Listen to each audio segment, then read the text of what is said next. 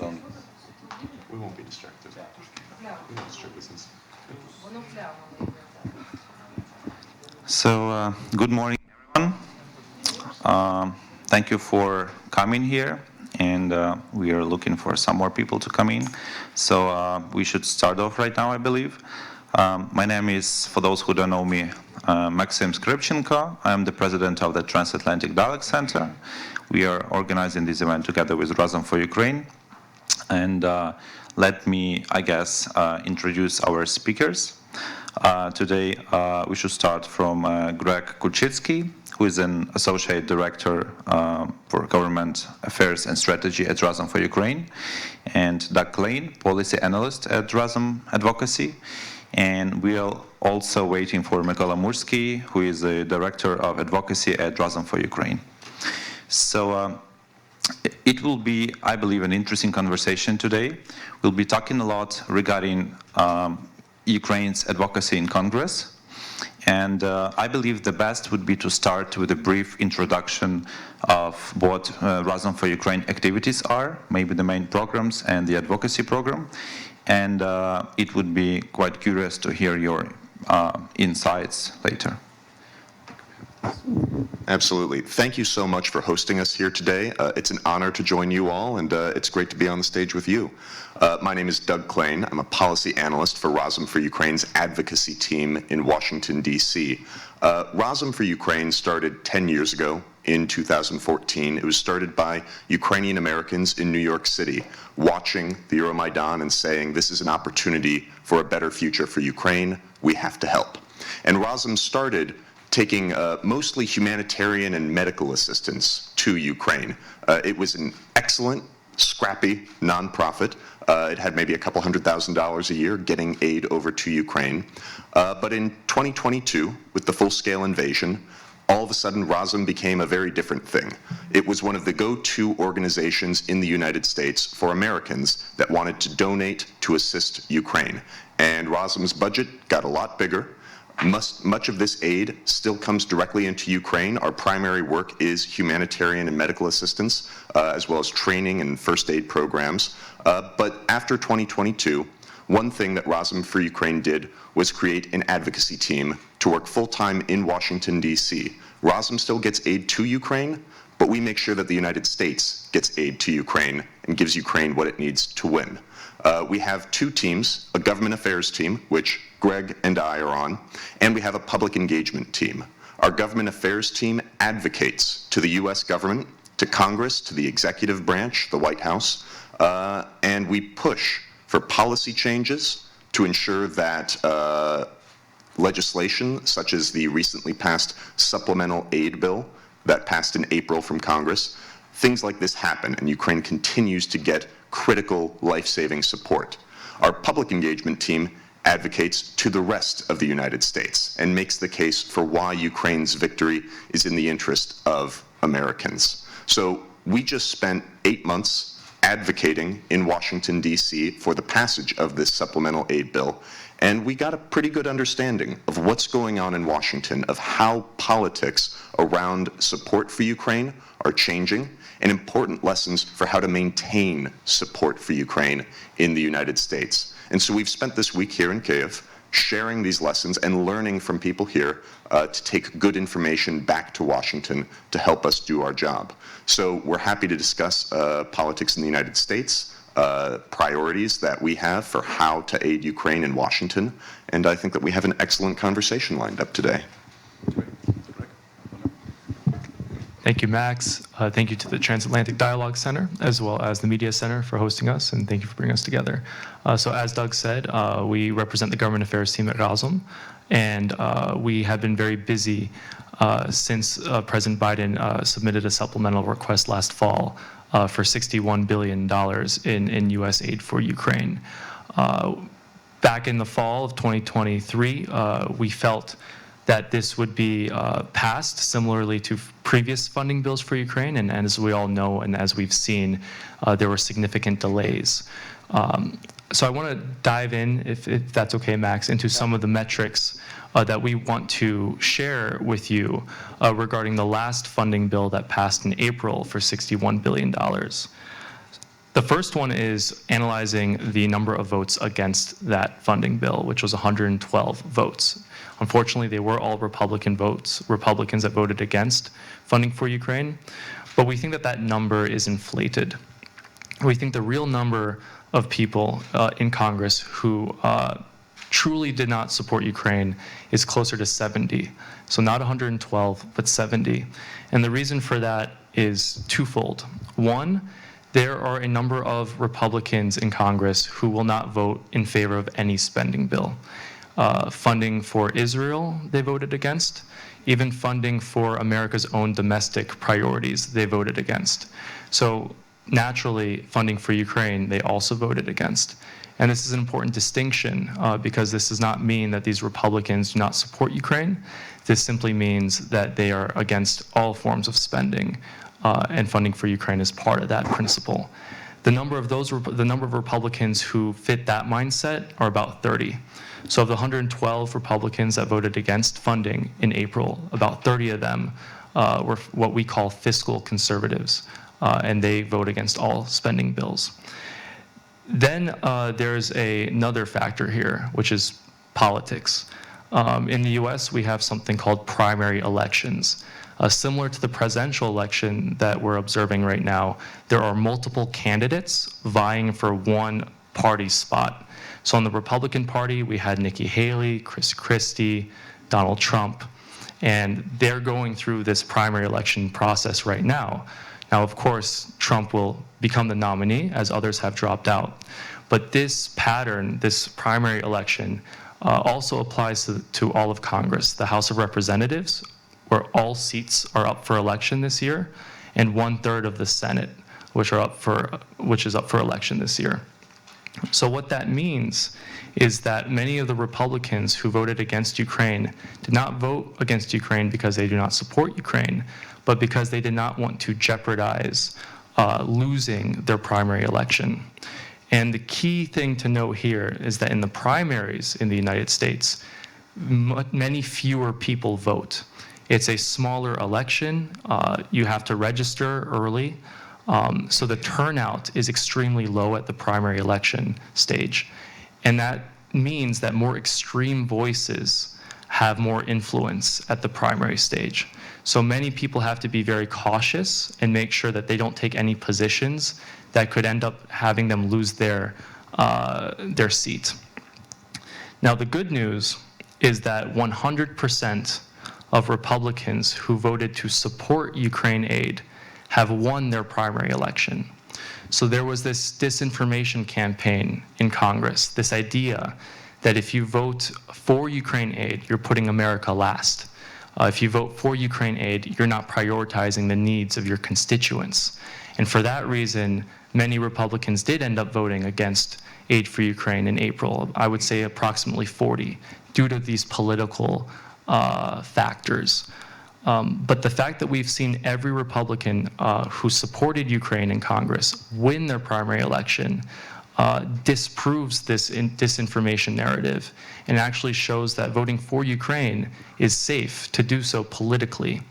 And so we can use this information, and Razom Advocacy plans to use this information for future funding bill requests so that Republicans and all members of Congress know that you can be proud to support Ukraine, that you can make the case to your constituents why it is important to support Ukraine. And in doing this and in communicating this, we can more effectively build on bipartisan support for Ukraine. Thank you. So I was wondering, could you explain more about the evolution of your methods of advocacy since the start of the full-scale invasion till now? Are there any methods, strategies changed because of certain, peculiarities of the U.S. internal politics, maybe because of the primaries happening or some other factors, like how it all evolved from the very beginning till where we are now, and then we probably will be able to talk about the future strategy.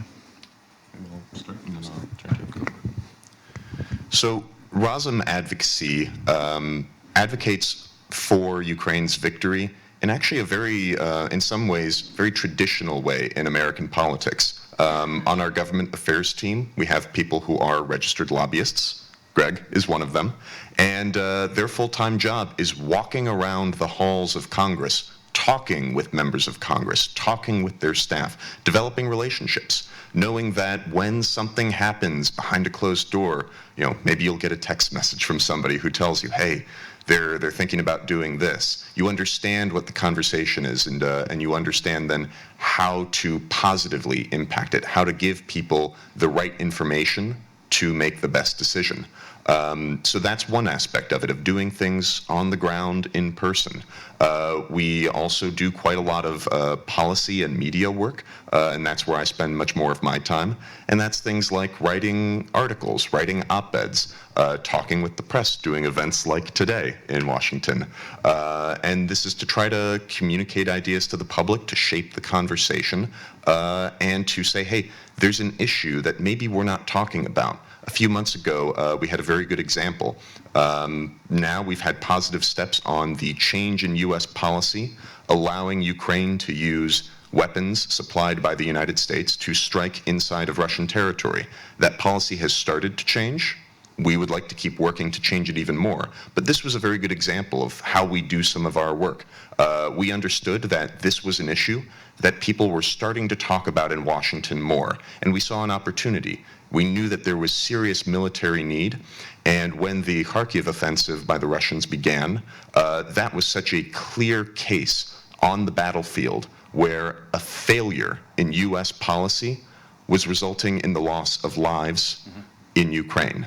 And that made the case crystal clear to policymakers in America. We advocated to members of Congress, in the press, in events, and as soon, especially because of what happened on the ground here in Ukraine, because we had good information about it, whenever we were able to talk to policymakers about this, it seemed like common sense to them. They agreed very easily. And so we were able to help create a shift in this policy rather quickly. Now, it's something that we're going to continue advocating on, using all of these methods, but I think that that's a good example, perhaps. And Greg, maybe you can talk about how things have changed. You've been with Razom Advocacy since the beginning, really, of the full-scale invasion. Yeah, I mean, as you all know here, when the full-scale invasion started, there was, almost everyone in the U.S. virtually was supportive of Ukraine, and it was extremely loud and public. Almost every member of Congress went on Twitter and voiced their support against Putin's aggression. And so when Razom came to DC, when we started our advocacy team just a month after the full-scale invasion, maybe even a couple weeks after, we were able to meet with basically whoever we wanted to meet with on the Hill in Congress. In the U.S., it's very normal to have groups and individuals connect with members of Congress and advocate and communicate and educate them on topics that are important. And so we did that. We tried to connect with almost every single member of Congress in both the House of Representatives and the Senate, and we educated them about Ukraine. We explained what is happening. We tried to contextualize and translate events here in such a way that American policymakers can understand.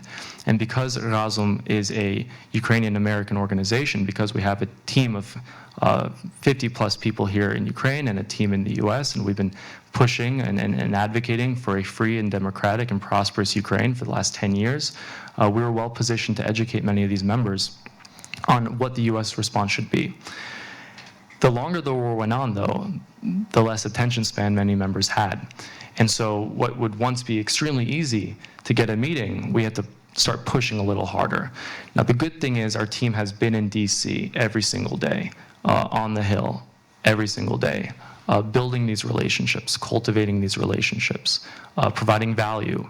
And so we've been able to build on these. And as Congress began to waver in their support, we could confidently communicate with our network on the Hill and strategize and work with some of the strongest Republican members of Congress to get their colleagues on board.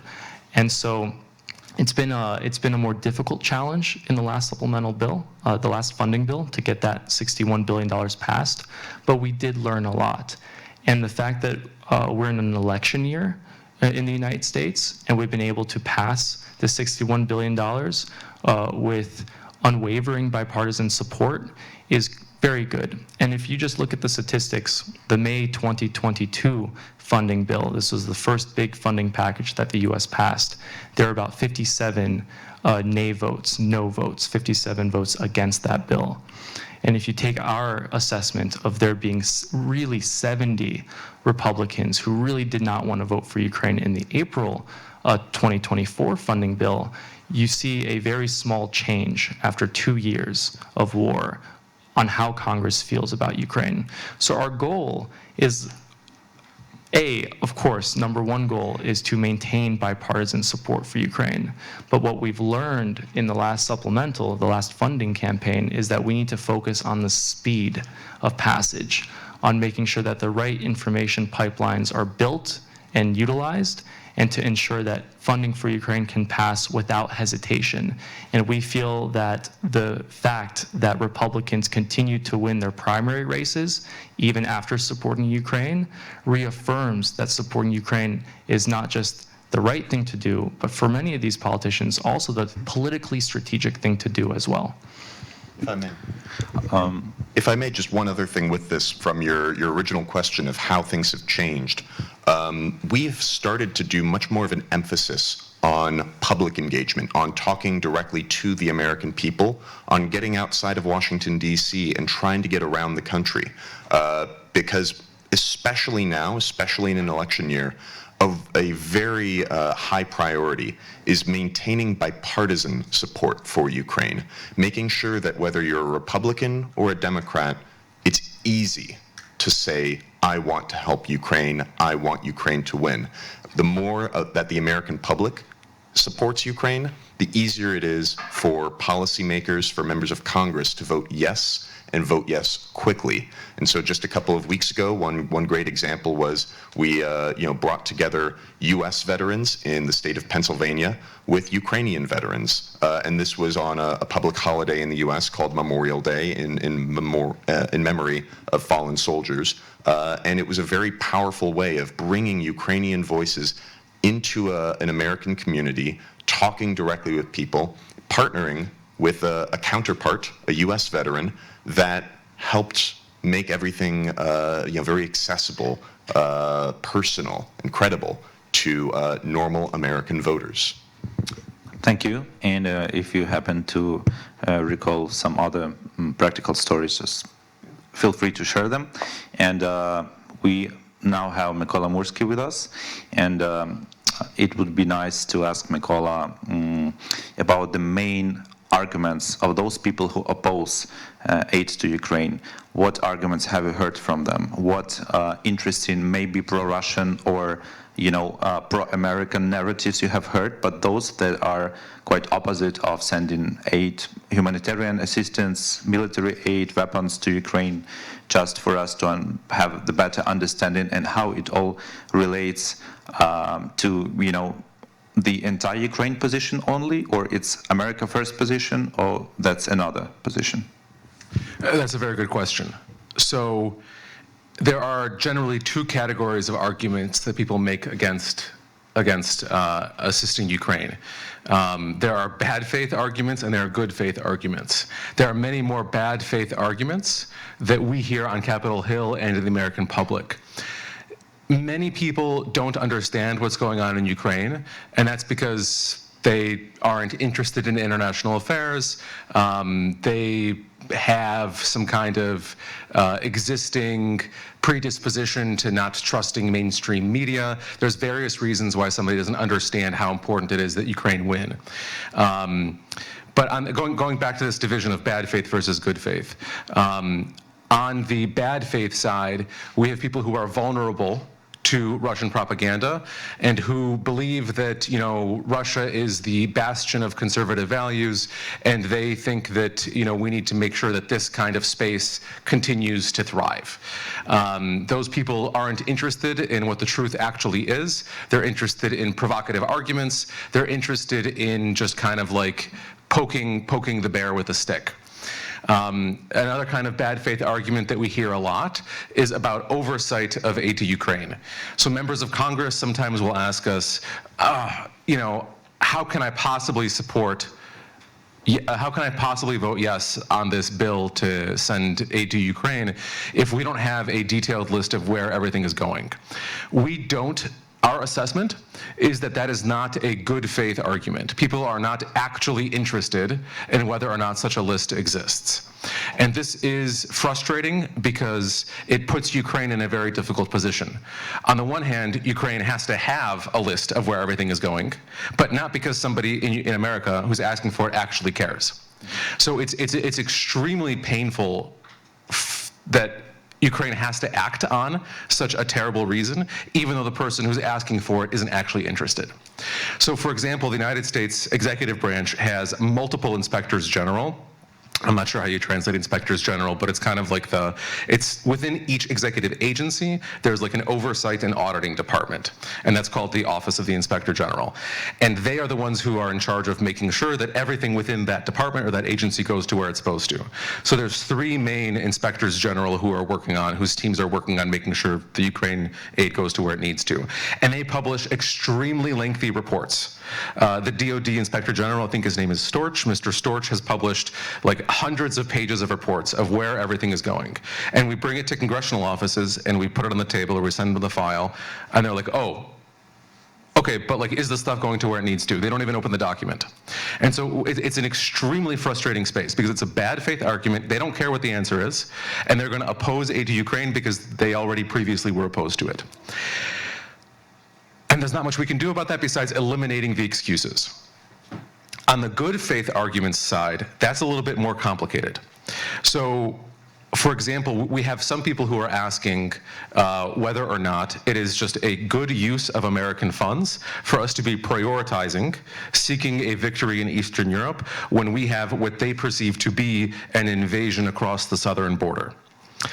For them, like, these people genuinely believe that.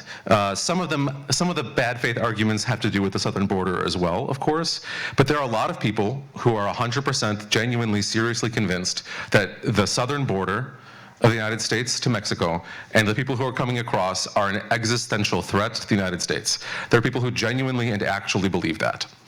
And so they have to decide whether they're going to prioritize their tax dollars going to a victory in Eastern Europe or a victory in the United States against this existential invasion.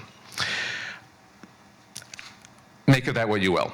You know, but these people, they genuinely think that that's the case, and they have to make that decision. Other good faith arguments include, is there a way for Ukraine to succeed militarily? People ask, we're going to be sending all of this military aid to Ukraine. The PDA, the Presidential Drawdown Authority, in the April supplemental was $12 or $13 billion, right, of American stocks that we're drawing down and sending over to Ukraine. And they ask us, okay, so we're losing $12 billion of American weapons. Is that going to make a difference for Ukraine? Both sides are entrenched. Is that actually going to make a difference? And so what we have to do is we have to work with our Ukrainian partners here and provide a theory of victory. How is this going to help on the front lines? And we have to answer that question concretely. So for both of those good faith arguments, we can engage. On the bad faith arguments, it's better for us to just say, okay, here's the truth about what's going on, and you have to make a decision. Thank you. So insightful. I just want to make the audience know that we will be starting the Q&A session soon. So if you have any questions, and I know we have some questions submitted through the Google Forms, so please, you are free to, speak loudly about that here. Before that, I would ask, I think, Greg, about the change of discourse in terms of advocacy. So in the very beginning of the invasion, it was all about emotions, right? Photos of destroyed buildings, of some killed people, some news regarding Russian troops raping people and so on. Since then, I believe the situation has changed dramatically, and some people are talking about fatigue, some people are just lost their interest. What is the another approach that you use nowadays, since I believe that the emotions factor is still on, and there are still members of Congress who support Ukraine even on the emotional level, but still, if you are not into this Ukrainian thing, it's more about some practical arguments, maybe business arguments, maybe religious arguments. What would you say about that? Great question. There's a lot that we can say about that.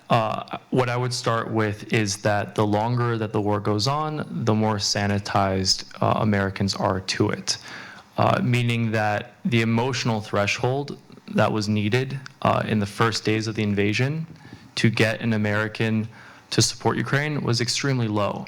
Going on Twitter or on CNN, 24-hour coverage, or on Fox News, Ukraine was everywhere. The first few weeks, I had my phone, I had Twitter, I had my laptop, I had Ukrainian media, and then on the TV I had a rotating list of channels because everyone was just consuming so much information, and there was so much care and attention given to Ukrainians defending against a brutal and unprovoked Russian invasion. But that's unfortunately changed now. We've seen additional conflicts arise, specifically in the Middle East, where a lot of that emotional kind of reaction had been transferred over to. And so the way in which Ukraine has needed to mobilize that emotional reaction from Americans has shifted, and Razom has been working to adapt to that shift. So, for example, on Capitol Hill in Washington, D.C., there's a visitor center where people can come and visit, have tours of the Capitol building, and there's a theater room. And so in the early days, within the first few months of the war, there were documentaries that were made by Ukrainian filmmakers about the war, and they would be screened in the Capitol building at the visitor center. And many members of Congress would come, and the ambassador Makarova would sit on the panel, and members of Congress would be part of that. And it was a big, energetic experience. Every time there's another documentary, there's fewer people in attendance. Fewer members show up, fewer audience members sit in those seats. And you see this trend, this attention kind of decline. And it's not because Americans don't care. It's that it's difficult to communicate the Ukrainian wartime experience in such a way that can maintain a high level of emotional support amongst the American population. Where Razom feels that we have been able to adapt effectively is by elevating the various senses that Americans feel when it comes to the war in Ukraine. In other words, we try and move beyond just a screen, be a digital screen, a film screen, a phone screen. There have been many organizations that have come to the U.S. from Ukraine with VR headsets, and that's been a very creative way that has allowed Americans to further immerse themselves in the wartime experience that Ukrainians face every single day. We've seen that be effective.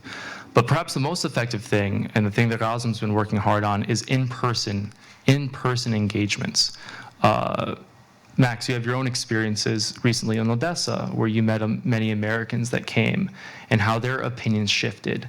It was no longer the war, Russia's war in Ukraine, was no longer something that they wrote on Twitter about or did think tank events in DC about. They actually felt it. They felt the consequences of the war.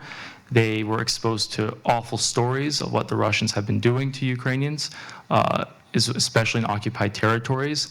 And they were forced to reevaluate their position, and that's progress.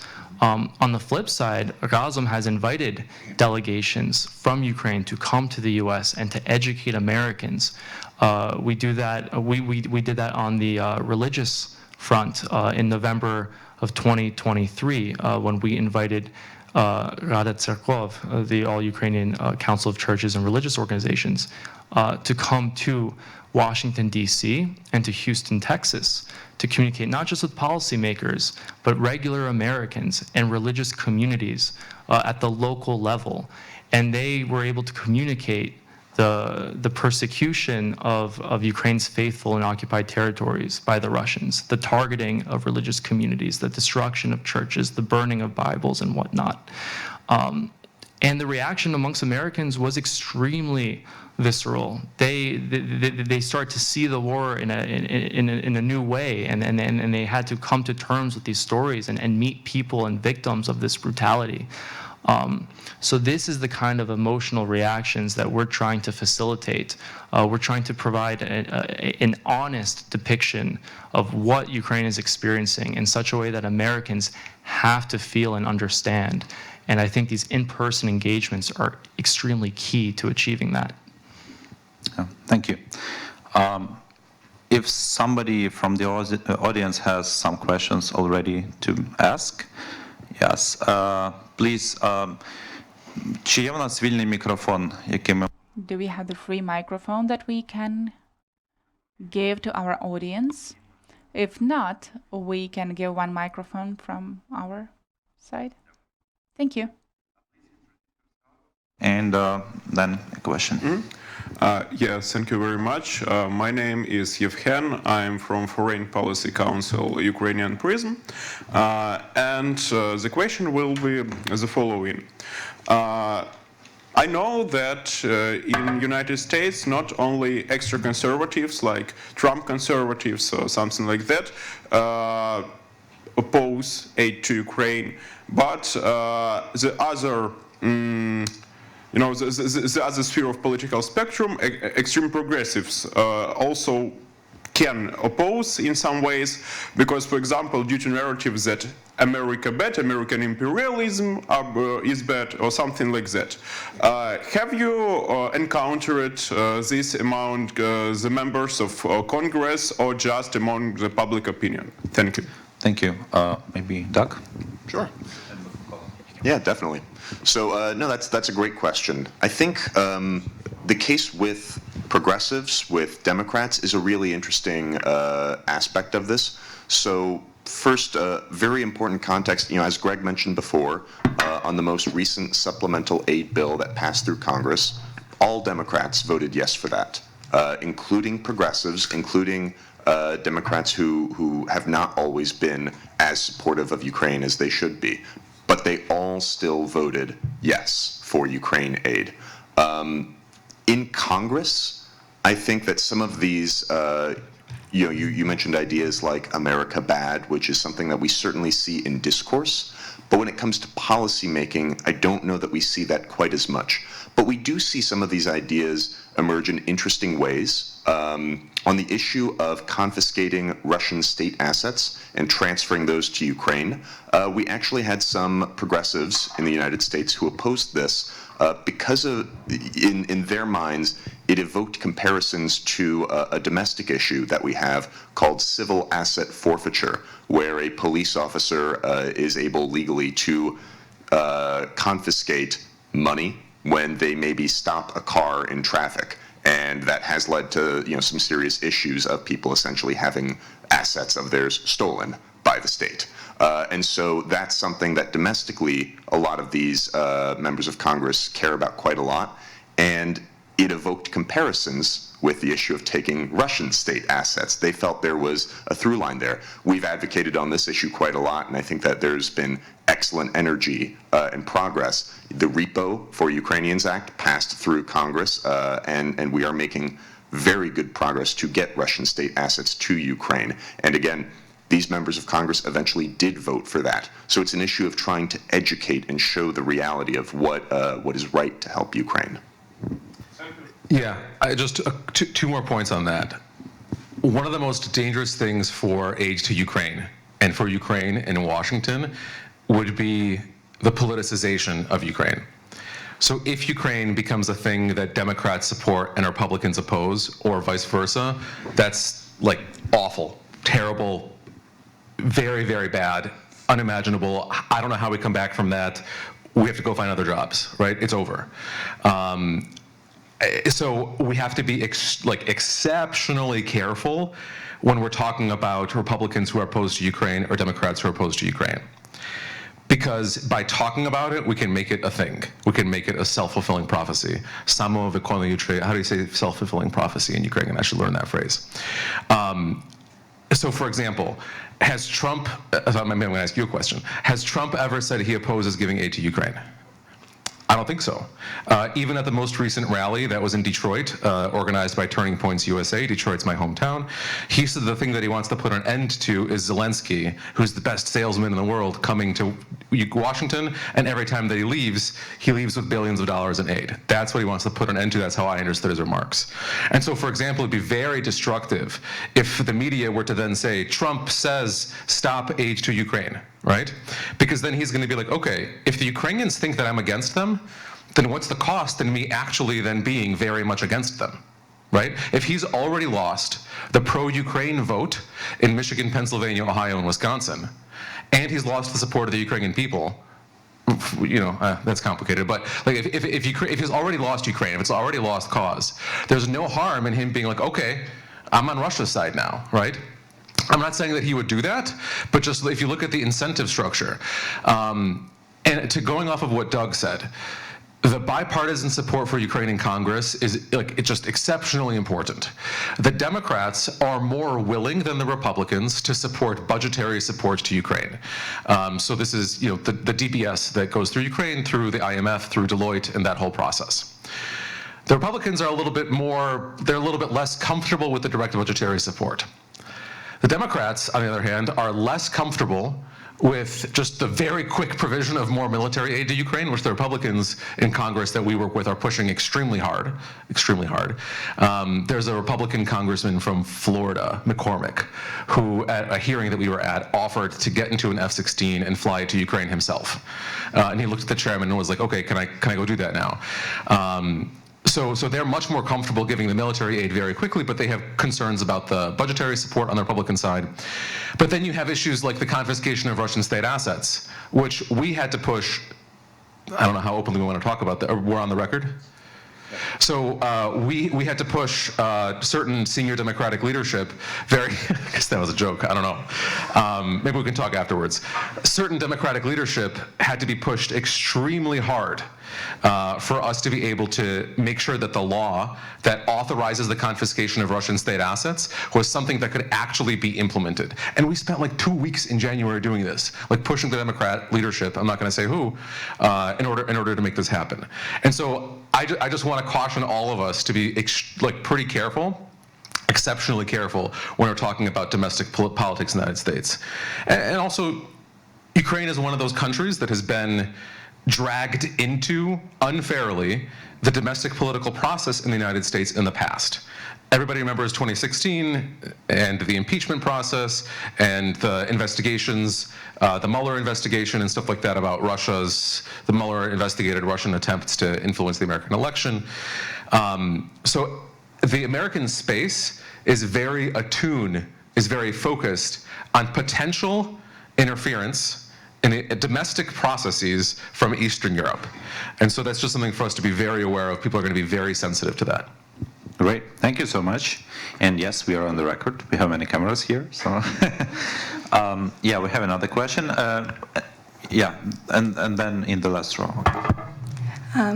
Yeah, okay, hi. My question is about the divestment of attention, I guess. You mentioned the eruption of conflict in the Middle East. And for me, at least what I've seen in Canada is because I study in Canada, a lot of people in the general public, not in the government, start making a bit of an unfair comparison of Israel to Russia. And to me, the question is whether the fact that Ukraine's aid is put in the bill together with the aid to Israel, and the fact that a lot of the US government and the public opinion is entrenched in how to behave with Israel and the war in Gaza, has that changed the way you can persuade public opinion to support Ukraine, and also you can persuade the US Congress to vote for Ukraine when it's merged with Israel?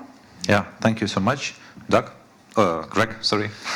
Yeah, I'd happy to take a shot at that. I think it's fair to say that when President Biden put in his supplemental request in the aftermath of the October 7th attacks, it seemed wise at the time, this idea that an urgent reaction was needed from Congress, not just for Ukraine aid, but also for Israel aid.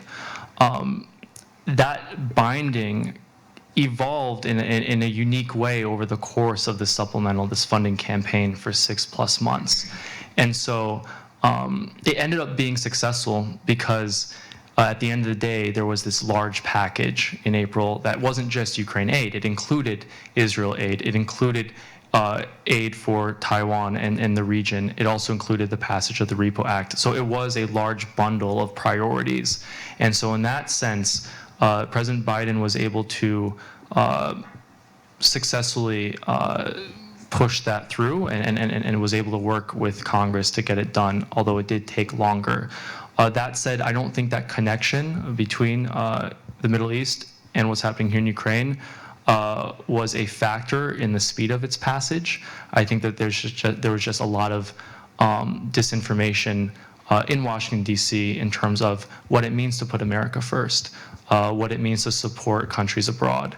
And what we were able to clearly advocate for was that American leadership abroad is putting America first, and that it is good to lead and to support Ukraine and to support others around the world. And then to go further, unless either of my colleagues would like to add, I would say that how the U.S. government approaches Israel and Ukraine are completely agnostic of each other. They are two very different conflicts, two extremely different historical contexts. And I think it would be wise for all of us to focus only on the theater here in terms of Russia's invasion of Ukraine. Thank you. Thank you. Can we please give the microphone to the в останньому ряду, вже багато разів просять. Yeah, the last row. Matthew Orr, I'm a Eurasia analyst at RAIN. First off, thank all of you for being here. This is extremely informative, and I'm an American, and I'm like learning tons of new things at every moment. So I'm sure for the people here, it's even better. My question is basically kind of a continuation of a lot of the things that we've been talking about. My concern is the trajectory. Right, Ukraine's going to need another supplemental, right? And the very clear trajectory that's forming is that every time these things come up to the vote, the line's only going in one direction. We did get some really interesting data about what's really going on behind that, but the question is all the same, particularly in an environment when Donald Trump is potentially president and saying some, not like directly, maybe, but it could get worse, right? How do we possibly stop and then reverse that trend of what's happening in Congress? Because to me, that just seems extremely unlikely. Thank you. Thank you. Можно? Yeah. That's a very good question. So I would ask you where exactly you see that trend. So one data point, in late September of 2023, towards the end of the fiscal year, the House of Representatives voted on a bill named HR 5692. It included $300 million for the Ukraine Security Assistance Initiative, which is run by the Department of Defense, and it included some provisions for an Inspector General to do more oversight. There were 117 members in the House who voted no, 117. How many were there in April in the House who voted no? 112. So the trend is not going up. The trend is staying the same and actually going down just a little bit, right? That's one data point. The other data point, on the House side, we had, how many people voted for the motion to vacate? 40, 50? I think it was in the 40s. Yeah. So even though we had 112 no votes, specifically on the supplemental, when Congresswoman Marjorie Taylor Greene when she filed her motion to vacate the speakership of the House, one of the main reasons, if not the main reason, was because he put the Ukraine foreign aid package up for a vote, right? And how many members voted for that? 40, of which less than half were Republicans, right? And there were other reasons why the Republicans had to vote to maintain their speakership. They didn't want chaos and stuff like that. But in the same way that there's other reasons why they voted to maintain their speaker, despite his allowing for Ukraine vote to proceed, there are other reasons why, of the 112 who voted no on 385, whatever the Ukraine supplemental was in April, voted no on it. For a lot of them, it's domestic reasons, and I'm not sure if you guys have talked about this yet, but yes, we assess that there's roughly 70 members that are just like entrenched anti-Ukraine, of which about half are completely immovable. The remainder voted no on Ukraine aid for other domestic political reasons, and had they been the deciding vote, they would have voted yes. And we know that because we talked to them. So I would question the premise and the trend. Third data point, if I can, because I have a math degree, and so like I like the numbers and I want to talk about them. So maybe you guys will humor me just a little bit longer. If you look at the polling that was done between in February of this year and comparing it to the one that was done in October, the fraction of Americans who are opposed to giving aid to Ukraine did not increase. Those who are satisfied with the current level of aid that we're giving to Ukraine significantly decreased, because we saw a doubling in the amount who think that we are not doing enough, who are dissatisfied. And if you look at the breakdown of that based on political party, on the Republican side of the aisle, it went from 9% to 17% who think that we are not doing enough. And it also, they're like dissatisfied with how much we're doing because it's not enough.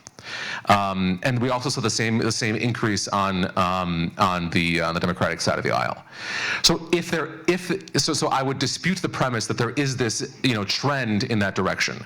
We have seen roughly the same amount of anti-Ukraine votes in the House and Senate since the second supplemental, I would say, probably in May of 2022. We've just seen more on the House side. On the Senate side, it went from like 12 to 19. We've seen a bigger increase on the House side. But that increase is, I mean, it went like this, but it's largely tapering off, and it may actually be decreasing now. So it's definitely worth looking into. I'll make sure to, let's get in touch, and I can share the data with you if you're interested. Yeah, Doug, you also want to add, right?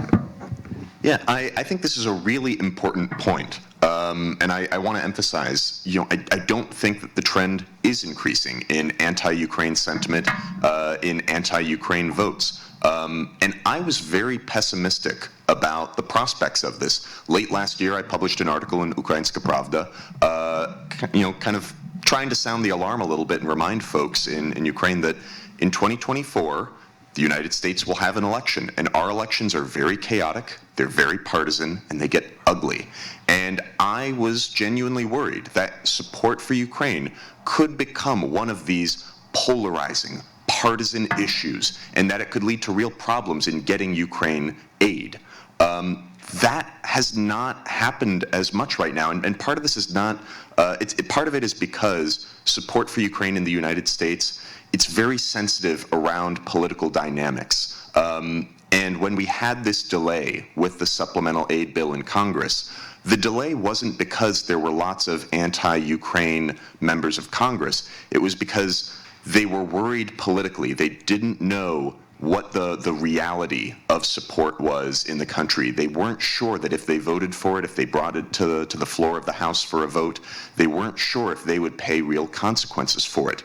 And I think that we're actually in a better situation now than we were a couple months ago, because they brought the supplemental aid floor to the bill. They brought the supplemental aid bill to the floor. It passed. Speaker of the House, Mike Johnson, he kept his job. Every Republican that voted yes for it and had one of these primary elections, that was an internal Republican fight, every Republican that voted yes for Ukraine won that internal Republican fight. And I think that this can help be a self-reinforcing thing in American politics of showing there are not profound consequences for you if you support Ukraine. It can maybe harden support for Ukraine and improve it. So I was pessimistic before, and I am now cautiously optimistic, and I'm more of the pessimist on our team, so I think that's saying something. Thank you, thank you. Question here, please.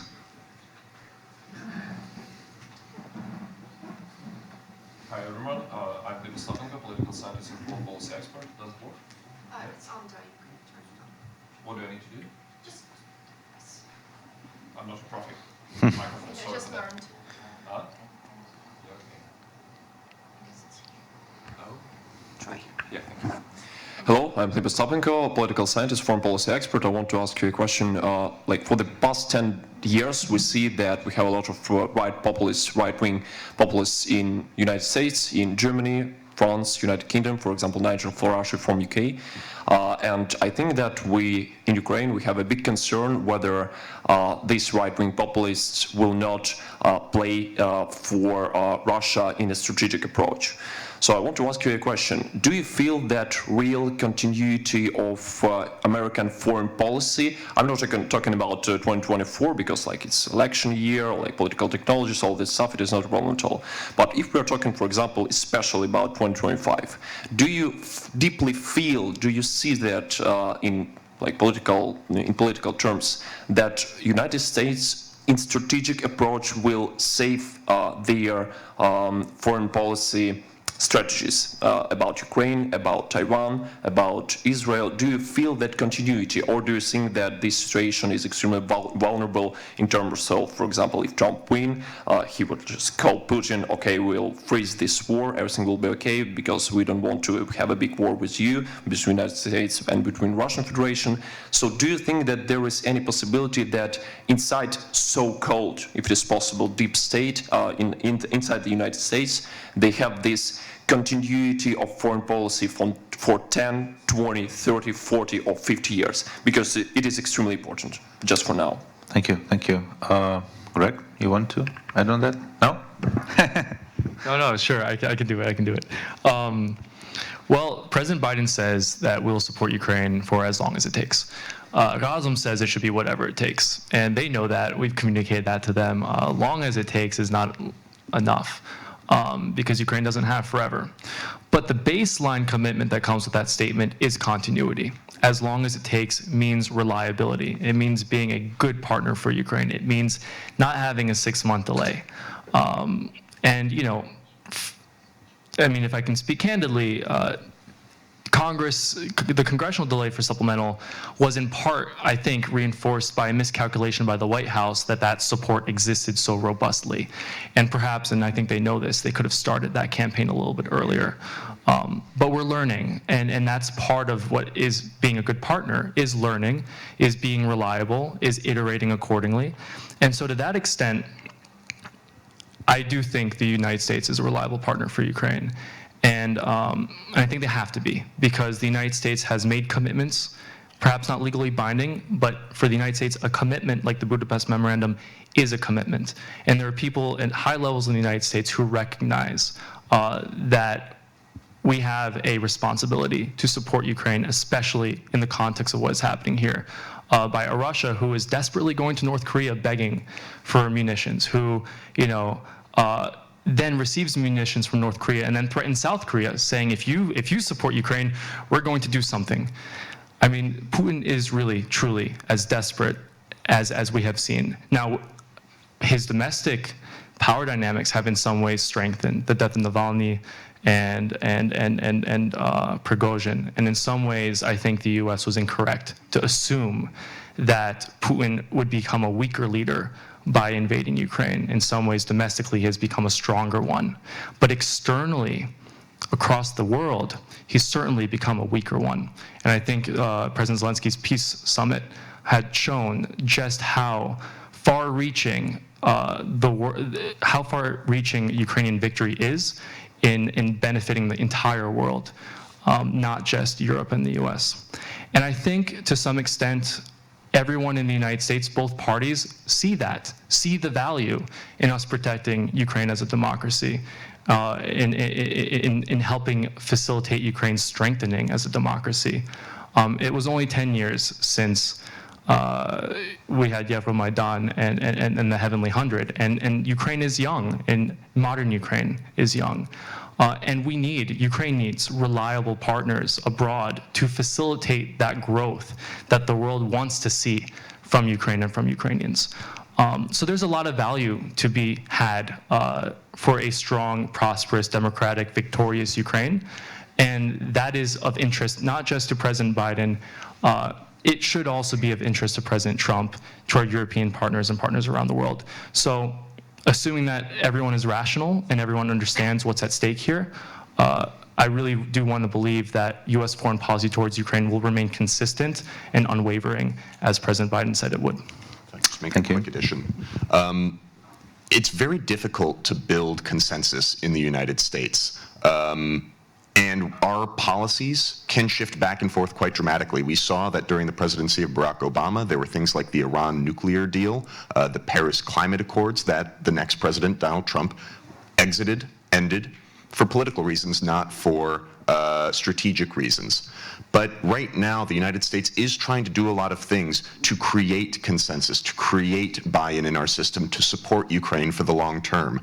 We did see recently the signing of this bilateral security agreement. Now, there's a lot of things in there that are not binding. It is not a treaty that has been passed by our Senate, but it is a statement of principles that is remarkable in a lot of ways. In many ways, it's the United States saying, we are with Ukraine for the long haul.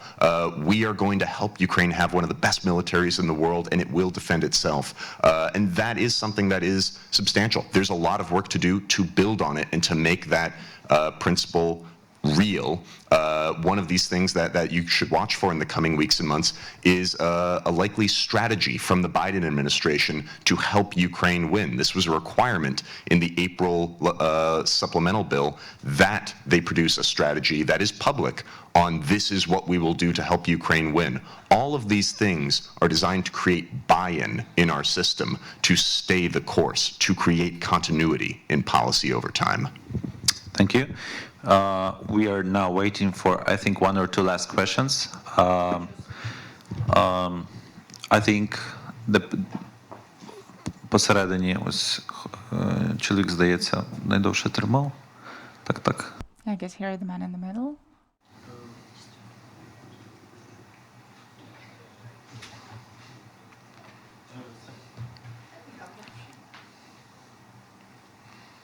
Просто не виключайте його. Thank you for your introduction.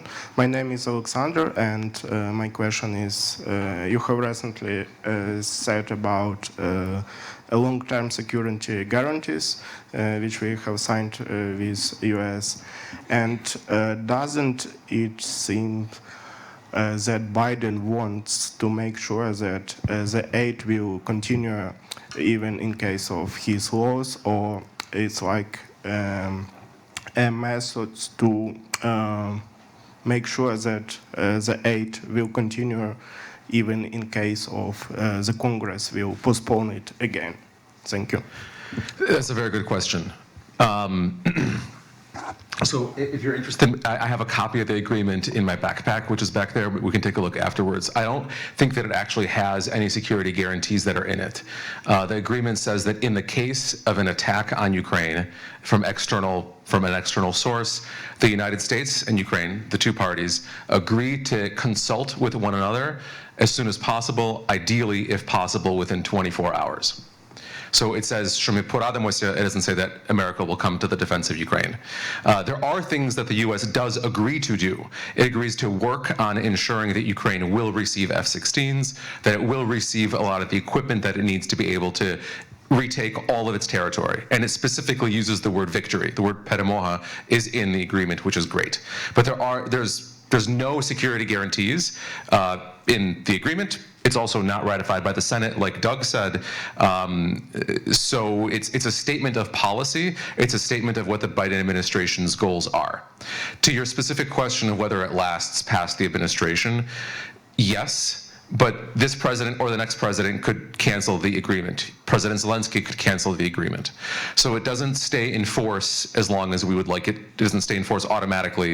Well, it automatically stays in force when the president changes.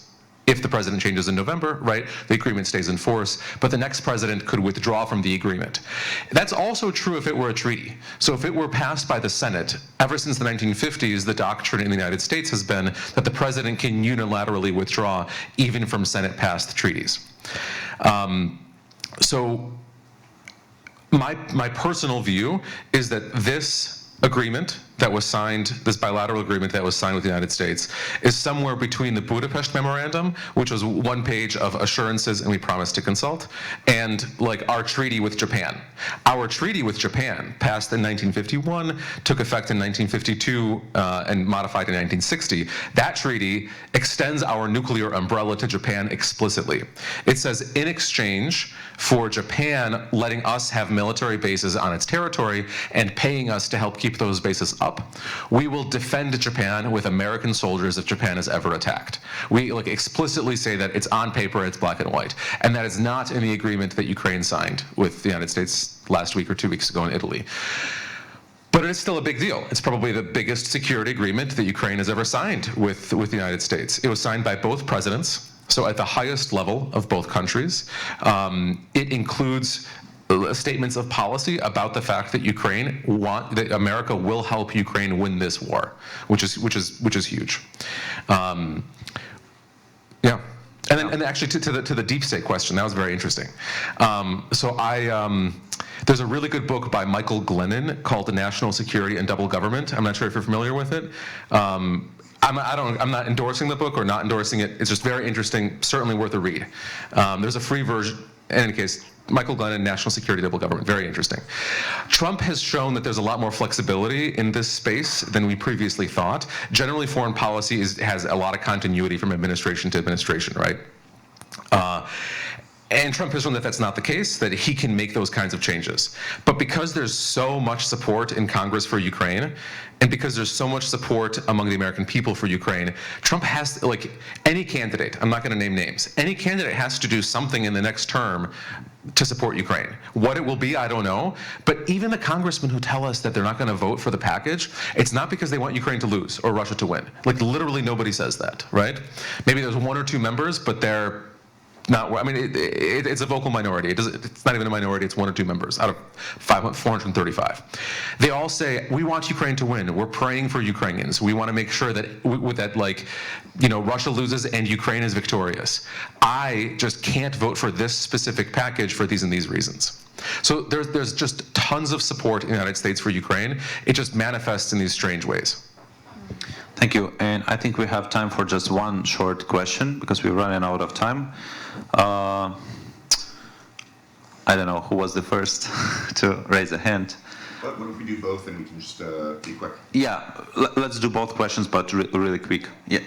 Так, дівчина, я бачу звідси.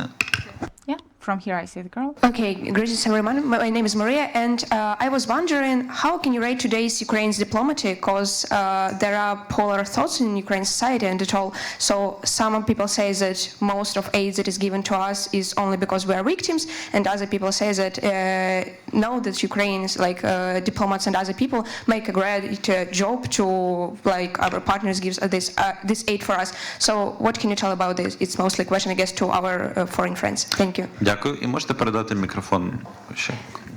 Дякую. And my question, you hear me? Yes, good. Okay, I'm Zharov Gleb from Kyiv University of International Relations. I'm by Taras Shevchenko. Firstly, thank you for your quite informative speech. And my question that what are the most successful examples of some advocacy campaign in support of Ukraine in the United States Congress and Parliament? Can you cite and tell us? And from the side of your own experience and maybe some cooperations with your colleagues or comrades and other cooperation and authority and some from the view of other authorities. Can you say us and can you tell us about my question? Thank you. Thank you. Yeah, so let's do it this way. I think everyone will tell something, but just maybe keep it under 1 minute so that we're... Could you clarify your last question? So you're asking about cooperation with other advocacy groups in other countries?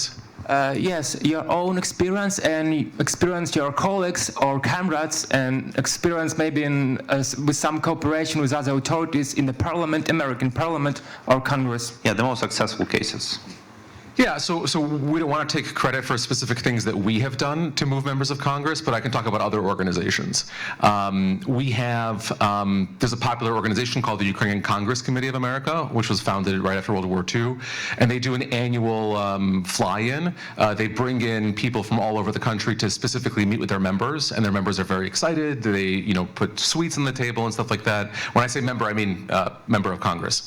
And that's a good example of successful advocacy. They are timed very well, so they do these just before they expect to be there to be a big vote on what's happening on Ukraine aid. Oh, one other example.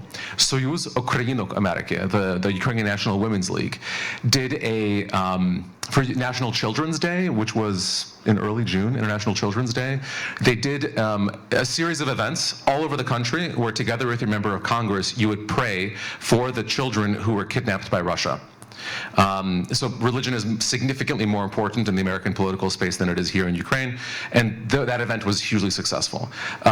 To Maria's question specifically about our assessment of the Ukrainian diplomatic corps, it's not our place to comment. Our focus is on the American political system, so unfortunately that's not something that we're going to be able to comment on.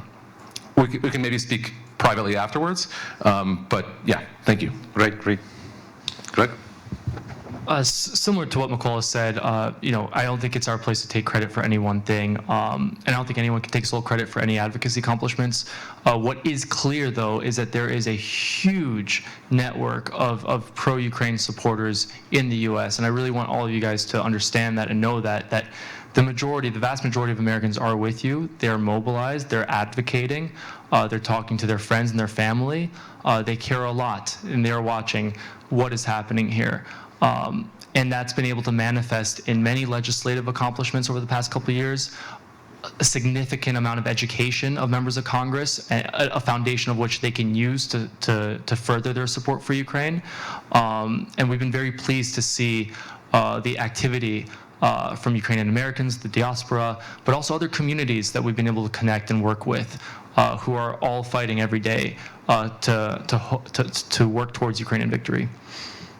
All good? Sure. You're good? And you wanted to... Дуже швидко, I'm sorry. Okay. I actually have a question for you guys. So for years, we have been just incredibly impressed. Impressed is not the right word, just affected by the dedication and professionalism of the Ukrainian journalism space. And so the work that you guys do is just unbelievable, and we hope that we can be an American mirror, even a little bit, to the just dedication and professionalism that you have to what you do, especially under these conditions. You understand this space probably much better than we do, and so I wanted to ask you for your advice. Please come up to us afterwards. We're very interested in getting to know you, and for you to tell us, there's specific things that we need advice on. And the one that I can think of right now that I've been thinking about all week is these kinds of linguistic questions that you have spent much more time thinking about than we have. One example is, there's these oil refineries in Russia that keep blowing up, right? And we make sure never to use the language, Ukraine is attacking anything in Russia. We decided Ukraine never attacks. Ukraine defends itself by striking and targeting things in Russia, right? So the thing is, Ukraine is defending itself. And so, and I'm sure that you have spent, much more time thinking about the specific way to phrase something, so that way it reflects the anti-imperial, anti-colonial nature of this war. That would be very helpful for us to have, to make sure that our language matches what you guys say. So please, I'll give you all my cards, please be in touch. Look, we need the advice, and we'd be very grateful for your partnership. Thank you. So we are running out of time, unfortunately, but please, after the event, we'll be either there or in the corridor. Please come and meet our experts, and also I think you can also contact them by email, right? So if you have any other questions, you can ask them. Thank you all for coming, for participating, and see you next time at our events. Thank you. Thank you.